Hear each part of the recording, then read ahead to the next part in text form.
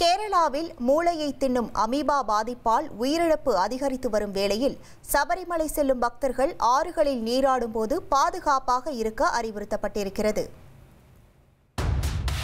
கேரளாவில் மூளையை தின்னும் அமீபா பாதிப்பு அதிகரித்து வருகிறது.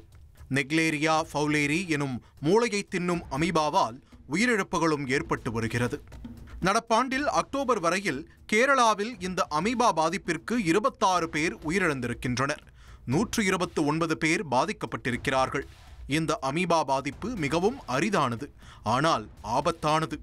அதாவது பாதிப்பு ஏற்பட்டால் 97% மரணம் நிச்சயம் என்று மருத்துவர்கள் எச்சரிக்கின்றனர். தேங்கி நிற்கும் நீர், ஆறுகள், ஏரிகள், குளங்கள், தண்ணீர் தொட்டிகள், நீச்சல் குளங்களில் காணப்படும் அமீபா மூக்கு வழியாக மனித மூளைக்கு செல்கிறது.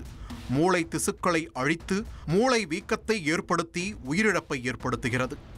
இப்போது கேரளாவில் சபரிமலை சீசன் தொடங்கியிருக்கும் வேளையில் கோவிலுக்கு வரும் பக்தர்கள் நீர்நிலைகளில் குளிக்கும் போது மூக்கிற்குள் நீர் செல்லாமல் பார்த்து கொள்ள வேண்டும் என்று தமிழக மற்றும் கேரள சுகாதாரத்துறை அறிவுறுத்தியிருக்கிறது.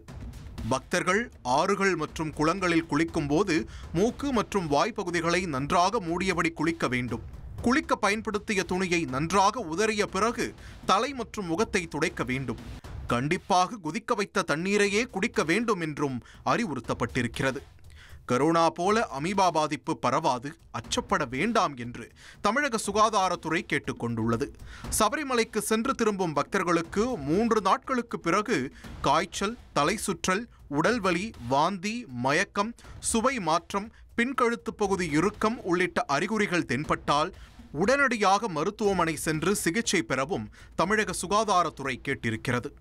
அப்படி பாதிப்பு கண்டறியப்பட்டால் மருத்துவமனைகள் சுகாதாரத்துறைக்கு தகவல் தெரிவிக்கவும் கேரள எல்லையை ஒட்டிய கோவை, தென்காசி, தேனி, கன்னியாகுமரி, நீலகிரி ஆகிய மாவட்டங்களில் கண்காணிக்கவும் வழிகாட்டுதல்கள் வழங்கப்பட்டிருக்கின்றன. அமீபா பாதிப்பு குறித்து அலட்சியம் வேண்டாம் என கூறும் மருத்துவர்கள் தேங்கிய நீர்நிலைகள் மற்றும் ஆறுகளில் குளிக்கும் போது பக்தர்கள் கவனமாக இருக்க வேண்டும், அரசின் அறிவுரையை பின்பற்ற வேண்டும் என்றும் கேட்டுக்கொண்டுள்ளனர். இனி செல்லும் இடமெல்லாம் செய்தி. தந்தி டிவியின் வாட்ஸ்அப் சேனலை ஃபாலோ பண்ணினா செல்ல இருக்கும் இடமெல்லாம் செய்தி. இதோ QR கோட் இப்பவே ஸ்கேன் பண்ணுங்க, ஃபாலோ பண்ணுங்க.